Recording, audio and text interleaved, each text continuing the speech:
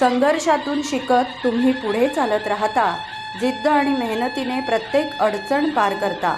नेतृत्वात तुमची ओळख अधिक ठळक होत जावो. समाजासाठी काम करण्याची ताकद वाढत राहो.